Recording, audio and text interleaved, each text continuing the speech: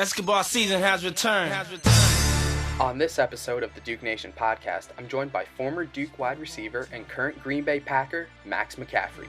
Here we go. It's life or death for me, man. But you know, there's no turning back now. This is what makes me. This is what I am. Feel me?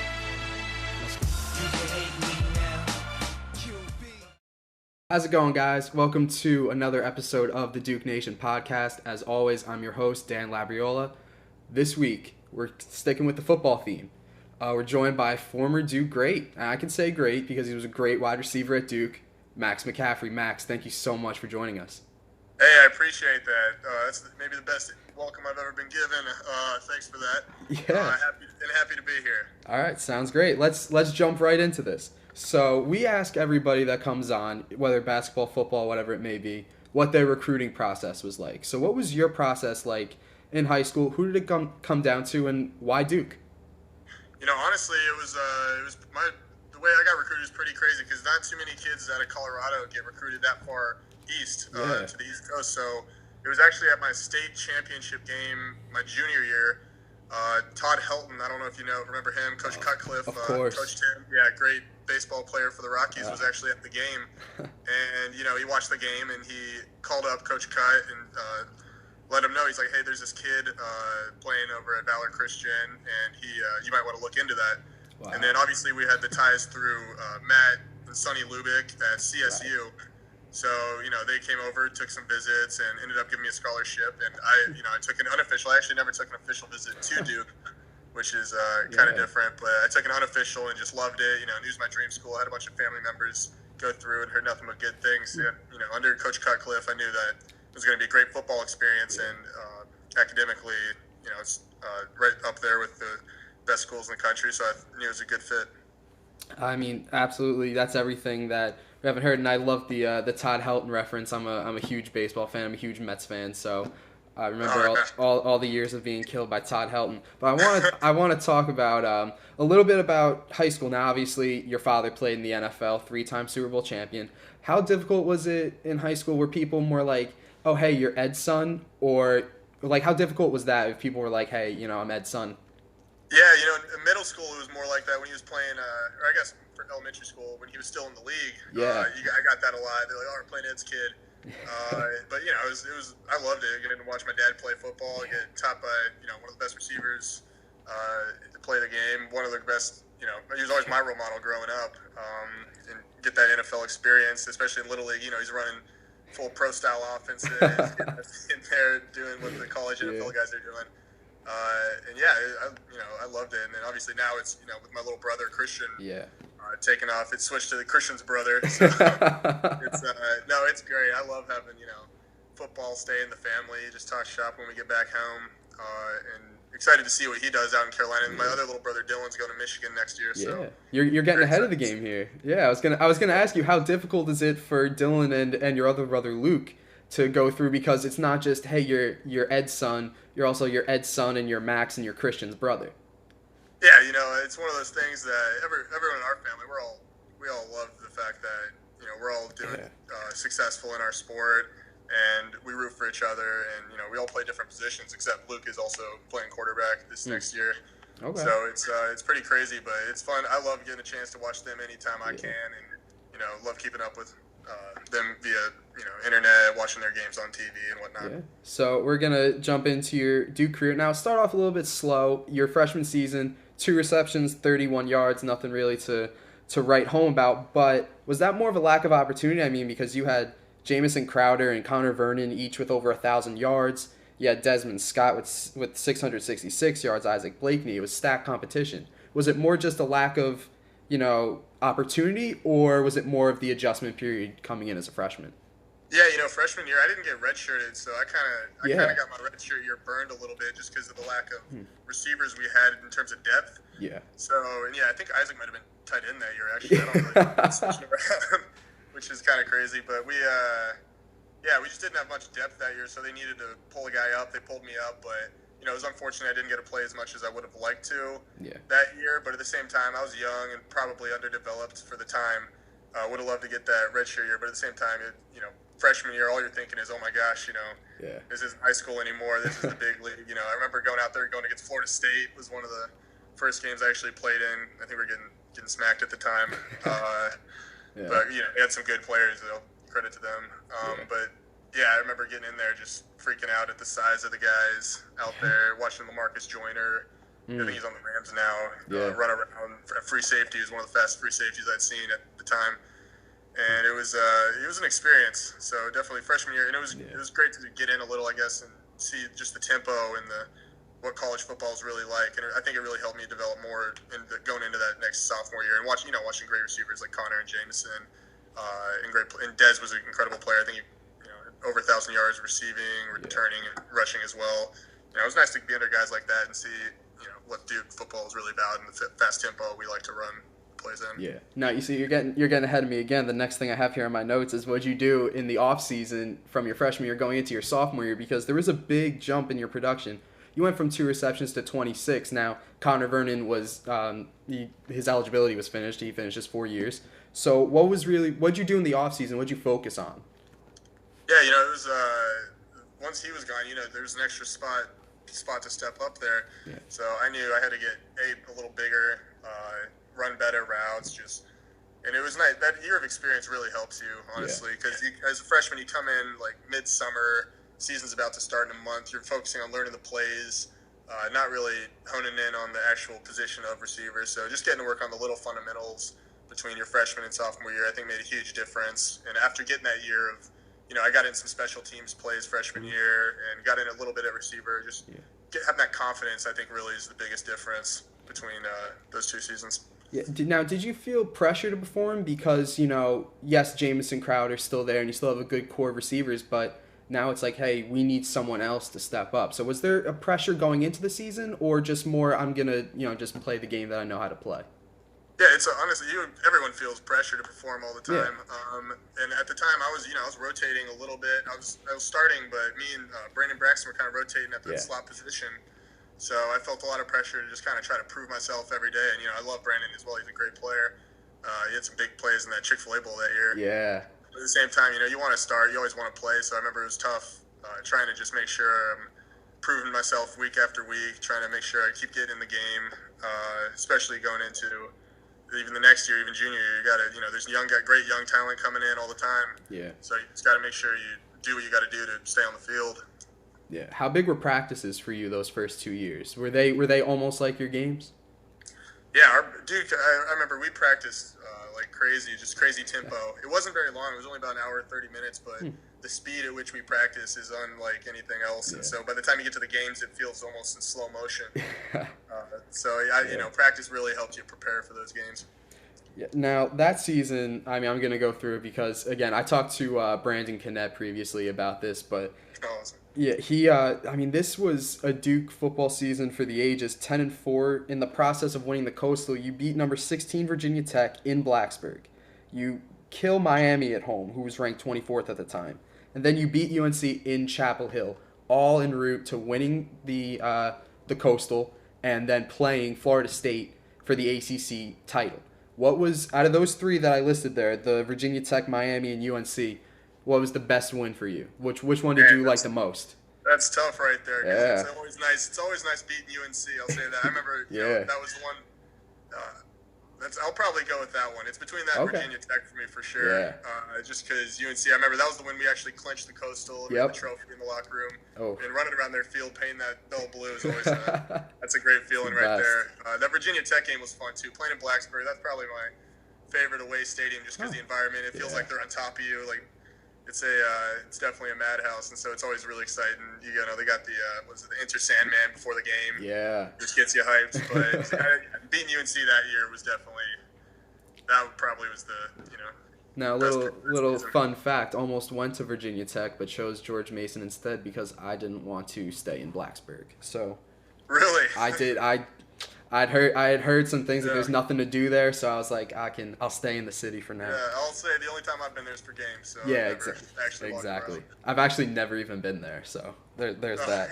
Yeah. So now, like I said, you go and play for the ACC title. You play against the number 1 Florida State team, which included Jameis Winston, who won the Heisman that year, Devontae Freeman, Kelvin Benjamin. I mean, I don't think you got into that game, but what was it like just watching that, seeing such? I mean, that they were a machine. Was this sophomore year? Yeah, sophomore year. Yeah, I was playing that game. Yeah, they might not have me down on that, but they yeah, you know, those guys they're good, obviously great players. So it would have been nice to come out and maybe compete a little more in that game than we did. But at the same time, you know, help, at least for myself, going against those guys helped me build and see what real DBs look like, and especially like NFL style DBs look like, and those receivers as well. I remember Kelvin Benjamin, you know, gigantic, just throwing fades to him in the end zone, and they had some fast other wideouts at the time, and Jameis Winston. So they have, you know, incredible numbers, strength in numbers out there. And playing those guys, you know, at Duke, that year especially, we looked at it like, you know, we can compete with anybody. There's no one or mentally at least, there's no one who we're going to come out and just lay an egg for, lay down for. And obviously they whooped us that game. But great team. We did, you know, we come out and we didn't give up. We're just like not, you know, every time we come out to win. We come out with purpose. Yeah. Did you know at that time you saw Jameis Winston when he was playing, you were like, this dude's for real, like this dude's going to be a really good NFL quarterback? Yeah, you know, I'll be honest, in offense, I'm not watching their offense too often. I normally keep in touch with their defense, try to focus on what I'm doing during the games. But, yeah, back-to-back weekend, we had him and then Johnny Manziel the next game. That's what I'm getting to. Like, okay, how many top-notch quarterbacks are we going to face in a row? So, obviously, you know, he's an incredible player as well. I think a lot of times, especially, he's a smart quarterback, knows where to go with it. He doesn't get that credit a lot. But, yeah, having back-to-back weekends with him and Johnny is just like – yeah, we're getting the to best that. backs in the league. So our defense had they had a challenge both of those games. Yeah, we're getting to that, and we're actually going to get to that now. The A&M game, I hate bringing it up because I can remember watching it. It was torture, but I was a huge Johnny Manziel fan when he was in college. I thought he was great, changed the Browns, but you know we don't have to get into that kind of stuff. That was a tough game. Take me through that. There was a huge lead in the first half. And then, I mean, Johnny Football took over. Yeah, I mean, that first half, you know, our offense was firing on all cylinders. We came out hot. You know, it would have been nice to keep it up. I don't think we necessarily tanked offensively in the second half. We could have done things better. We could have capitalized on a few more opportunities. But we gave ourselves a chance with the amount of points we put up. It's just, Johnny Manziel, you know, he came out and I haven't seen every one of his games, but that game very well could have been his best game he's ever played in. You know, he did some freakishly athletic. Him and Mike Evans too. I remember coming down with some big time balls, and obviously you've seen the career he's had in the NFL. You know the type of player he is. It was a bummer to lose that one. You know, especially after coming out so high, we thought we were really gonna come back and win it, and we had a chance at the end. But, you know, just I guess that season especially because before. The attitude my freshman year was kind of, we didn't really know how good we could be. Yeah. And after that game especially, I think the program kind of took on a new mentality of, all right, we know we're good now. Now we just got to come out and beat these teams that have been historically dominating us. Yeah, well, you can at least say that you played in the last game, really, that Johnny Manziel was good in. So you can leave it at that. But now you go into your junior season, you get even better. 385 yards, 3 touchdowns that entire season. But the same thing kind of happened again. In the first 2 seasons, you guys did really well and then struggled kind of towards the end of the regular season. This one, you lost 2 out of your last 3 heading into the Sun Bowl in El Paso playing against Arizona State. Was that kind of in the back of your head, like, here we go again? You know, we've lost these games in the regular season and we're going in with really little momentum into another bowl game? Yeah, I mean, I'll say this. Like, within the team, I don't know what anyone else feels outside. We wanted to win that bowl game bad. Of course. And it was a bummer we didn't. You know, we lost 3 in a row, and we're like, all right, you know, we keep making it. We got to win one. We've lost too many at this point to keep losing. And that was, you know, came down to the wire as well. Just all 3 of them. Bell, Chick-fil-A, that one. And, you know, frustratingly enough, we had an incredible drive right before at the very end, and then they ended up having a big kick return, and we even had a chance at the end to score another touchdown, but they came up with an interception, and that was a bummer. That season, though, you know, it wasn't. You know, I thought we played pretty well for the most part. Absolutely. A couple breaks, didn't go our way. A couple games we should have finished out. But yeah, in terms of me personally, I thought I was a lot more confident that year and kind of tried to step up, especially in certain situations. I knew I was going to have more of a hefty load in terms of production, in terms of plays I got to make. So yeah. Yeah, still a great season. You guys finished 9-4. Go from 6-win season to a 10-win season to a 9-win season. That's trending in the right direction. And then you go into senior season. You were the leading receiver for the team, over 600 yards, 5 touchdowns. Now you can see like the steady improvement throughout your 4 years, and I feel like that's really a staple of Duke football under Coach Cutcliffe. Would you agree with that? Yeah, definitely. Coach Cut, that's what Duke football's all about, is creating leaders as you grow older, and that's what they expect of you. When you're young, you're expected to come up, make plays, do all you can for the team, and then as you grow, they expect to see a change and a development, which I took that, I took that to heart each year. I tried to become a better receiver than I was before, because you're never, you're never staying in one place. You're always either getting better or you're getting worse, is what Coach Cut always said to us. And so, yeah, I try to develop, and especially that senior year, become more of a team captain, or for the receiver, the young guys especially. A lot of the juniors and most sophomores kind of get it, but some of those freshmen try to show them the ropes. And we had I remember we had some great talent come in that year too. I think that might have been TJ's first or second year. I think that was his first, yeah. First year, yeah, exactly. Yeah. Just showing him what Duke football's about, and JC too. He was there a little bit in the off season, was kind of helping him because they're similar body types. But yeah, that year I just kind of knew I had to step up in certain situations, even if the play wasn't necessarily designed towards me. Go out and try to make a play out of some sort of broken play, or just ready for the ball at any moment.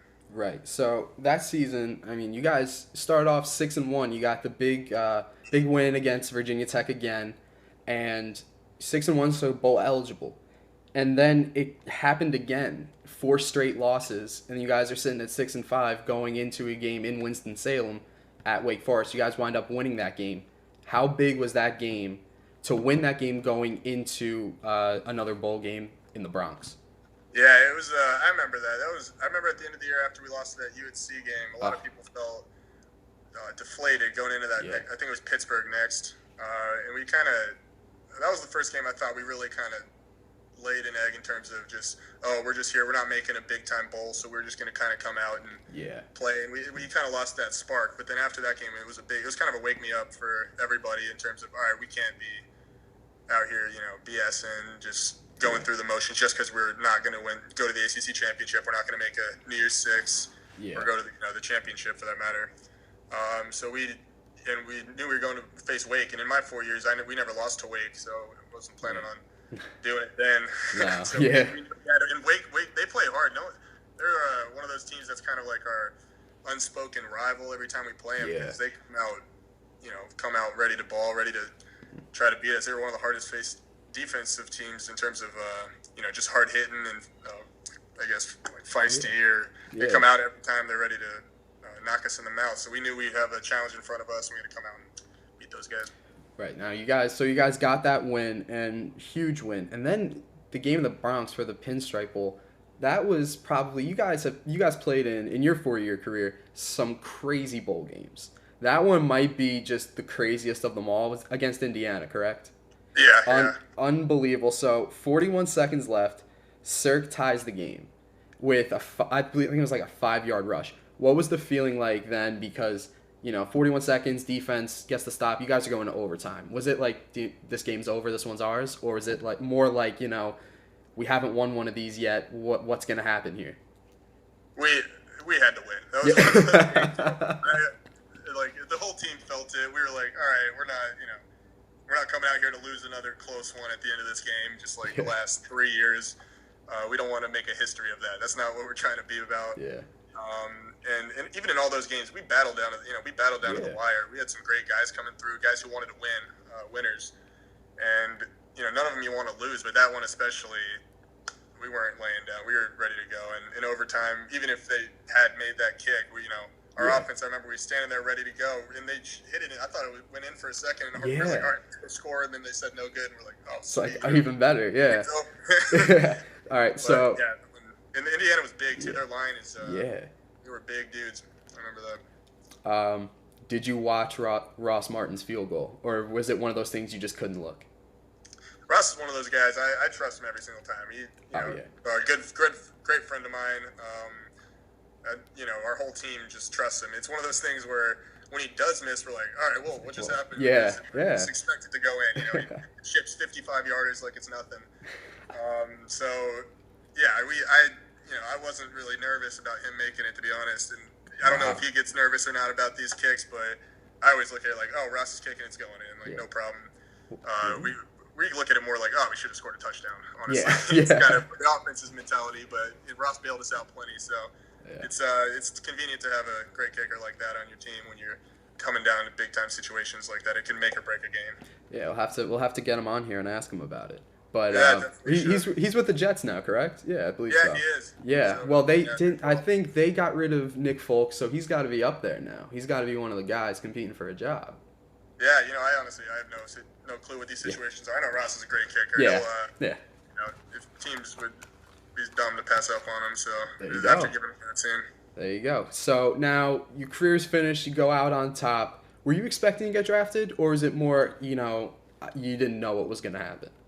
I was hoping, but at the same time, you never really know what goes on in those rooms. Yeah. I thought everyone thinks they deserve to be drafted, deserve to be in a certain situation. I love football. That's why I play. I don't really play for any of those other side things. I love this game and want to play as long as I can. And so I train really hard on the off season. Work towards what I got. And if I got drafted, I get drafted. If not, doesn't matter. I'm going to try to find a way just to get on the field and, show them what I can do and hopefully help someone's team. Yeah, well, I mean, that's eventually what happened. You did go undrafted, but then it was almost immediately. You got signed by Oakland, and then you were released by Oakland, but then you signed with the Packers practice squad. What was your role at the time there when you were first signed? Because you signed late, wasn't it in late January? For the Packers, I think I got signed mid or later December. Oh, right. It was a few weeks before Christmas. It was crazy. I got cut from Oakland, and at that point in my life, I didn't know. I was like, oh, I might never get a shot to play again. Yeah. And I was kind of at a crossroads. I was like, okay, do I give up? Do I go get a job, try to work? And luckily, I have a very supportive family, and they were willing to help me out during that time, just with training, and they let me stay back. I went back to the house, and after graduating college, I was like, I don't really know if I want to keep living here at my parents' house. Yeah. That 3 months was tough, just deciding what to do.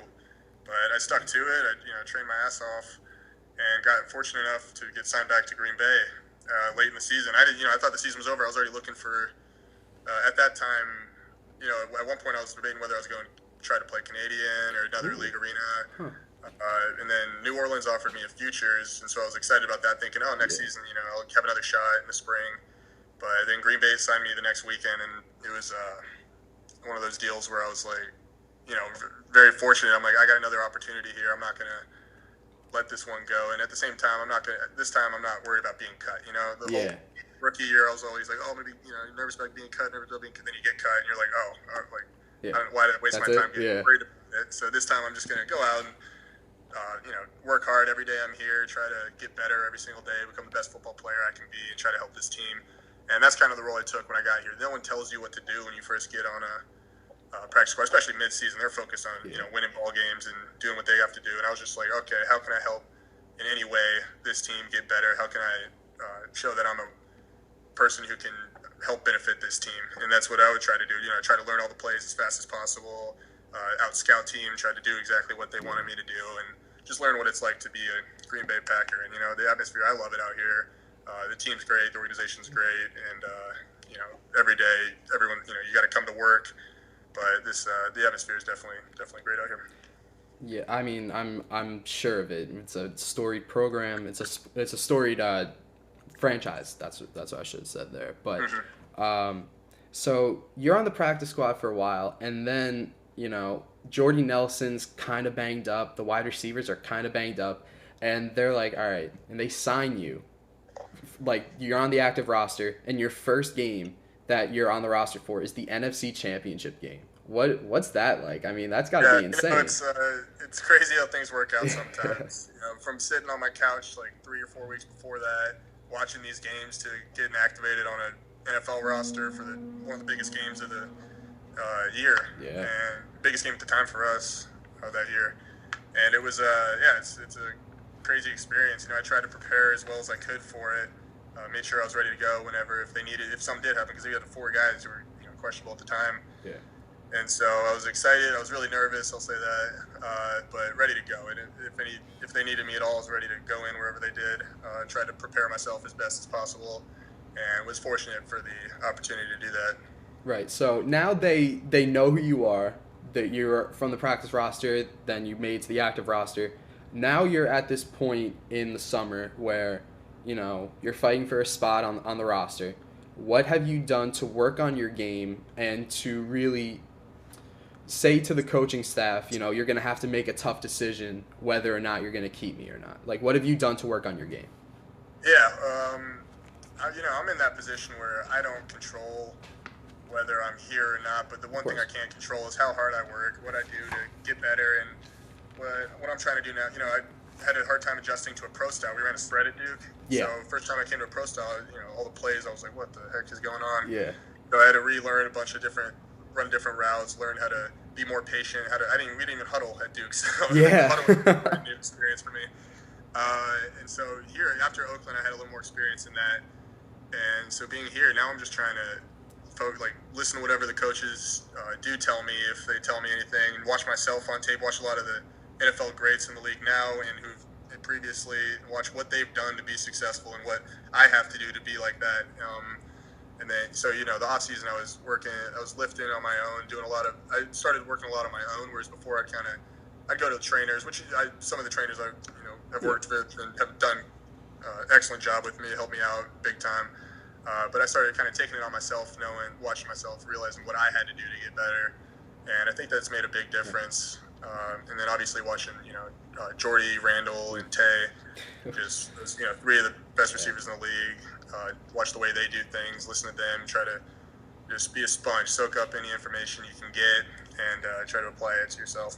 Yeah, well, I can say easily for anyone, any Duke fan who knows you, we're rooting for you nonstop. But now we're getting to the end of the podcast here, the end of this interview, which means it's time for the Duke Nation speed round. 10 absolutely random questions that have nothing to do with each other. Max, you ready to go? I'm ready. Let's go. All right. So I usually ask for basketball players the hardest player you ever had to guard. So for you, who's the hardest cornerback that ever, matched up with you? Ooh, one of the hardest. I'm going to say all the Fuller brothers were hard. And then also Kevin Johnson. I don't know if you remember him. He was a Wake Forest DB. Yeah, he was good. He was really good. And then also, I'll say the best I think is Ross Cockrell. And I'm not kidding. I think he's one of the best DBs I've faced, and I was lucky enough to go get some in practice. Yeah. Oh, all those guys were. I remember just struggling. Yeah. All right. Struggling, watching them on tape. Anyway, next one. Is a hot dog a sandwich? No. All right, but if you get a hot dog, it's my favorite question to ask. I love it. Yeah. Mustard, ketchup, or both? Ooh, I'm a ketchup guy. Really? Yeah, sometimes spicy mustard. Normally I don't go, but under occasion I'll go spicy. Okay. Now say you're ordering buffalo wings, boneless or on the bone? Oh, you gotta have bone in. Absolutely. You see, yeah, everyone's been saying that, but I've heard a lot of people being like, no, you have to get boneless. It's much easier. Oh no, bone in is the only way to cook those. Absolutely. Now you're getting a drink, Coke or Pepsi? That's tough. It's gonna sound weird. I love Coke when you're out on it's a nice sunny day, but if it's cold out like it is back home, I like Pepsi better. It's more really. Is it weird? Yeah, definitely a weird thing. But that's the most bizarre answer to this question I've ever heard. That's insane. Cold weather Pepsi, warm weather Coke. Wow. Okay, so we're gonna switch it up again. Most embarrassing song. If you gave me your phone, you're like, hey, let's play some music, and I just put it on shuffle in the car. What's the most embarrassing song that's gonna come up? I'll say I got a lot of Bieber. I got a lot of the really? new Bieber on my phone. That might be pretty embarrassing. All right, I'm all for that. People are like, oh, do you have like Taylor Swift? I'm like, I love Taylor Swift, so leave it there. All right, so one common thing that I've found with a lot of professional athletes is that they feel like they could have gone pro in another sport. What would have been your other sport? Oof.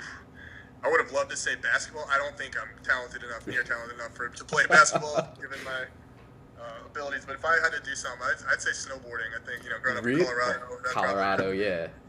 Would have been my other sport. All right. So I usually ask who's the all-time Duke starting five for basketball, but I did this with Brandon, so I'll do it with you. You get to pick one quarterback at Duke, one running back, and then one offensive lineman. Which ones are you going with? Oh man, that is tough because we've had a lot of great guys come through. Yeah.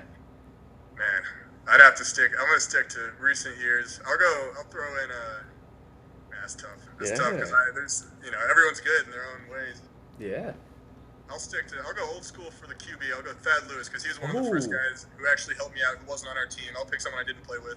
I like that. Great quarterback. Running back. This is a tough one. Yeah. This is a tough one. I'm gonna try to stick to guys not on the squad.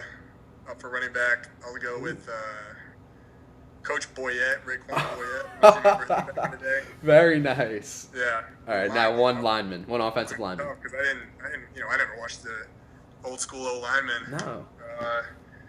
I'll stick to I'll go with just my man Lakin then. First draft pick. That's the easy answer. I gotta go with Lakin. Absolutely. All right. So sticking with football, what if you could describe Tom Brady in one word? What would it be, or an acronym if you need? Great. Great. Greatest of all great times. Also, except now you see know. you're in the tough situation. Aaron out here and he's Yeah, you're in a tough situation because your quarterback's Aaron Rodgers. He's unbelievable, and then Tom Brady back and forth. But I'll stick with great. That's good enough for me. I'm gonna keep it at great. Yeah. All right. Let's see what else we got. Favorite TV show of all time? Ooh, It's Always Sunny in Philadelphia. Oh, quick answer. Yeah. Quick I answer. had that one ready. I got asked that the other day. Yeah, someone asked me. So I didn't Really? Damn. Yeah. Gotta change up these questions. All right, well, last one. I usually say in honor of my finals week ending, but that was so long ago that it doesn't really matter. Hardest class that you had to take at Duke? Oh man, there was I'm gonna say it was the psychology class. It was psych stat. That class was tough. You had to learn a whole new system, SPSS. I took stats, so we either use SPSS or StatCrunch. So yeah, I was not a stat guy. I never took a stat class in my life. Took that and it was tough. I spent hours on that. I remember. What was your major? I did psychology, so we had to take. I had to take it. It was a mandatory one. Oh God. All right. Well, thank you so much for coming on. Is there anything you want to say to Duke fans about this upcoming football season, or just to say hello? Yeah, I'm excited for all these guys. These guys. I know the team has been putting in the effort. I keep in contact with a lot of the coaches still, so be ready for a big year. I'm excited to watch them. Love it. Can't wait. Getting back this summer, so. Oh, nice. It'll be nice to see how the boys have been doing and been practicing. So I'm ready for the season to start. Sounds great, Max. Thank you so much for coming on. Best of luck this off season, this preseason coming up. Hey, thank you so much for having me.